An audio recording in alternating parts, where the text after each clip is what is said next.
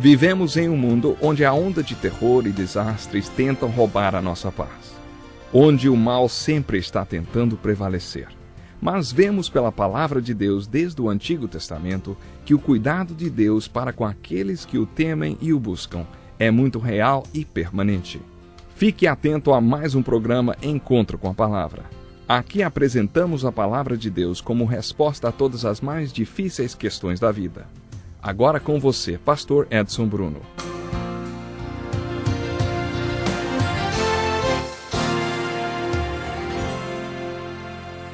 Bem-vindo a mais um estudo do Evangelho de João. Pegue a sua Bíblia e abra no capítulo 4. Já falamos sobre os primeiros 21 versículos desse capítulo que narram a conversa que Jesus teve com uma mulher samaritana junto a um poço na cidade de Sicar, na região central de Samaria.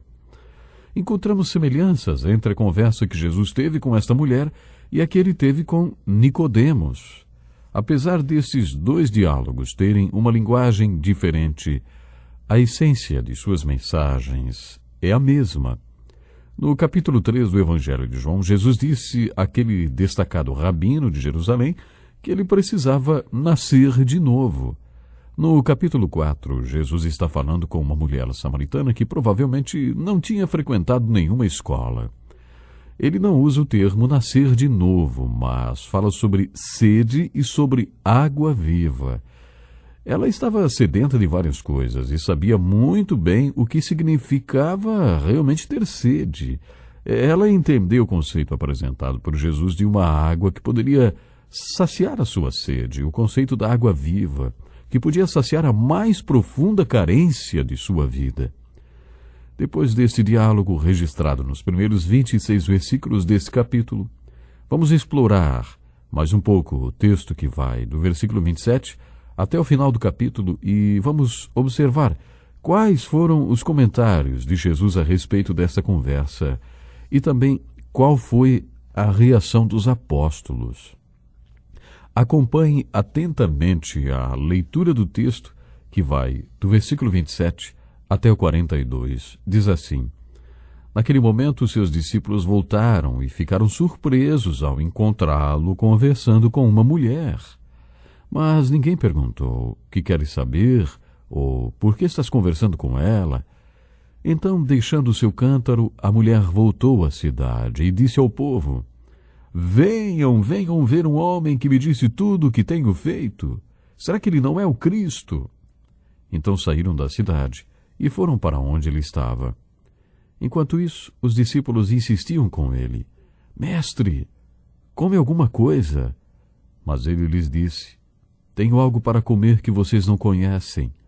Então seus discípulos disseram uns aos outros: Será que alguém lhe trouxe comida? Disse Jesus: A minha comida é fazer a vontade daquele que me enviou e concluir a sua obra. Vocês não dizem: daqui a 4 meses haverá colheita? Eu lhes digo: abram os olhos e vejam os campos. Eles estão maduros para a colheita.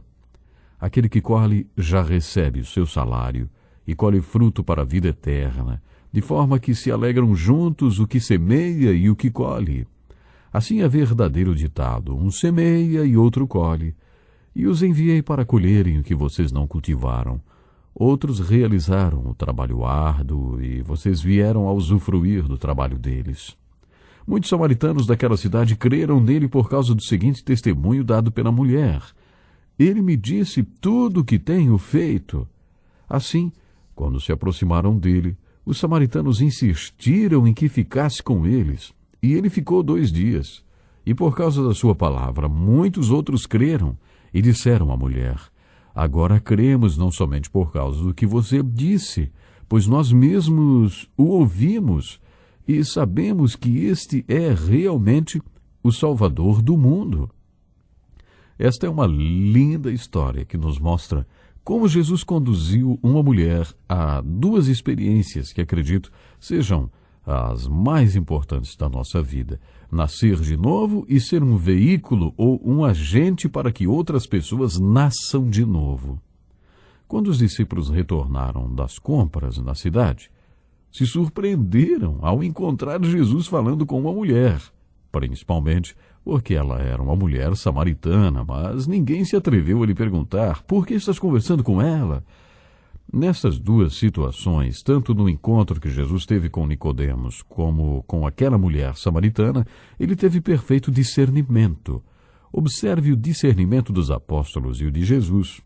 O que os apóstolos viram? Uma mulher samaritana. Eles não viram nada mais. Eles viram apenas uma mulher ignorante, pecadora e de reputação bem duvidosa. Mas o que Jesus viu? Ele viu uma mulher sedenta, pronta para experimentar o novo nascimento. Jesus viu uma mulher que podia alcançar toda a região de Samaria para ele, depois que ele passasse por aquela cidade. Jesus viu uma mulher ferida. Jesus viu uma mulher com feridas na alma, com feridas no coração. Aquela mulher precisava ser sarada. Observe também como Jesus foi cuidadoso durante este encontro. Não fica claro se Jesus mandou os discípulos para a cidade ou não. Eles entraram na cidade para comprar alimento, mas quando voltaram com comida, Jesus não quis comer. Jesus foi cuidadoso e quis ter esta conversa com a mulher samaritana longe de olhares curiosos. Há momentos em que não existe problema em conversar com alguém, com outras pessoas ouvindo. Mas em outros momentos, é essencial que haja privacidade para que a conversa possa fluir. Jesus foi cuidadoso porque percebeu que aquela conversa exigia privacidade. Observe que para Jesus ter aquela conversa com a mulher samaritana estava acima das suas próprias necessidades. Ele também estava exausto, com sede, e poderia ter descansado em outro lugar, mas ele pôs de lado as suas próprias necessidades. Ele pôs de lado o preconceito que qualquer judeu teria, porque estava disposto a ter aquela conversa com aquela mulher naquele lugar. Ele esteve frente a frente com aquela mulher, viu seus gestos e expressões. Ele pôde ouvir e discernir além das palavras que ela disse. Ele pôde ouvir o que a mulher estava pedindo. Jesus foi além das palavras daquela mulher e chegou ao coração dela. Eu disse que Jesus conduziu a conversa com a mulher samaritana. Jesus a conduziu a reconhecer a sede que ela tinha. Ele a conduziu às suas necessidades, ao seu pecado. Jesus a conduziu ao arrependimento. Ele a conduziu para além das instituições, denominações e religião. Ele a conduziu a Deus, que é Espírito. Ele a conduziu ao seu Salvador. Jesus disse: eu sou o Messias. Eu que estou falando com você. Depois ele a conduziu para o ministério que ela teve em Samaria. O versículo mais bonito desse trecho é o 28, que diz assim: então, deixando seu cântaro, a mulher voltou à cidade e disse ao povo: venham ver um homem que me disse tudo o que tenho feito. A sua vasilha d'água era o símbolo da sede que ela tinha. E o fato de ter largado o pote e ter ido à cidade tem um simbolismo muito bonito. Gosto de enfatizar que o Evangelho de João tem um significado mais profundo que vai além das palavras. Vocês não acham interessante que, ao invés de ter ido procurar as mulheres da cidade, ela foi até os homens. Ela foi até os homens e os convidou para ver Jesus Cristo. Esta mulher conhecia muitos homens e disse a eles: venham ver um homem que me disse tudo o que eu tenho feito. Muitos deles nasceram de novo e creram por causa do testemunho desta mulher, como os versículos 39 a 42 nos mostram claramente. Esta passagem da Bíblia também nos mostra o tipo de ministério que Jesus tinha, o tipo de ministério que ele dirigiu para essa mulher simples e sedenta. Quando os discípulos insistiram com Jesus para que ele comesse, ele falou: tenho algo para comer que vocês não conhecem. Os discípulos levaram essas palavras de Jesus ao pé da letra e pensaram que alguém já tinha levado comida para ele. E Jesus continuou: a minha comida é fazer a vontade daquele que me enviou e concluir a sua obra. No Evangelho de João, nos deparamos com Jesus, um homem com uma missão e que sabe muito bem qual é essa missão. Observe a frequência com que Jesus se refere às obras que o Pai quer que ele realize. No capítulo 9, versículo 4, Jesus disse: Enquanto é dia, precisamos realizar a obra daquele que me enviou. A noite se aproxima quando ninguém pode trabalhar. No capítulo 4, Jesus disse: a minha comida é fazer a vontade daquele que me enviou e concluir a sua obra. No final de sua vida no jardim do Getsêmani, depois de ter cumprido seu ministério com total dedicação e realizado toda a obra que o Pai o havia encarregado de fazer, Jesus orou e, durante esta oração, o seu suor se transformou em sangue. Ele disse: eu te glorifiquei na terra, completando a obra que me deste para fazer. A vida de Jesus ilustrou o propósito de todo ser humano.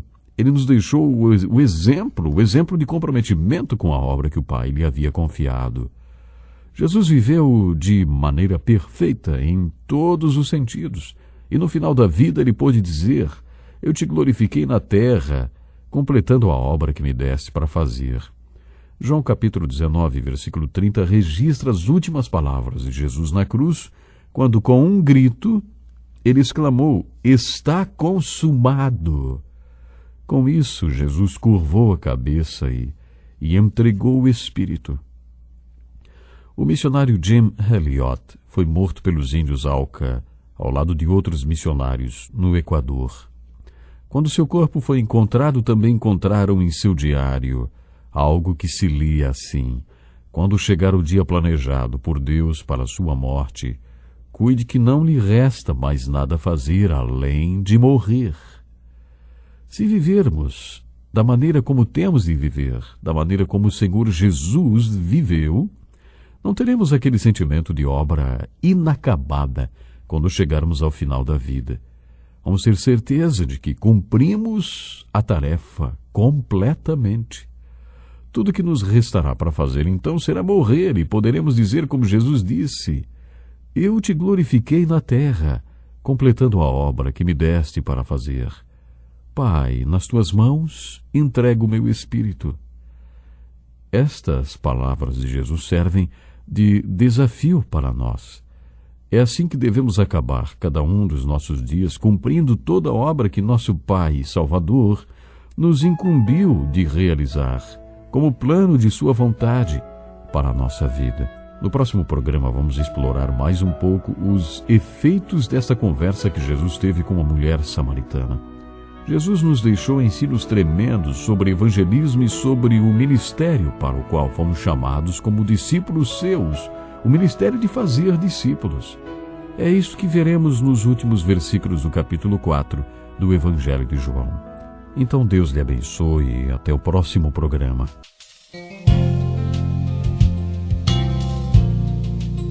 Que lição importantíssima! Obrigado, pastor Edson Bruno. Prezado ouvinte, coloque em prática o que você ouviu aqui. Sem dúvida, sua vida será grandemente abençoada. Este é um estudo escrito pelo Dr. Dick Woodward, na voz do pastor Edson Bruno. Escreva-nos e solicite o material. Nosso endereço é Encontro com a Palavra, Caixa Postal 2011, CEP 89201-970, Joinville, Santa Catarina. Até o nosso próximo Encontro com a Palavra.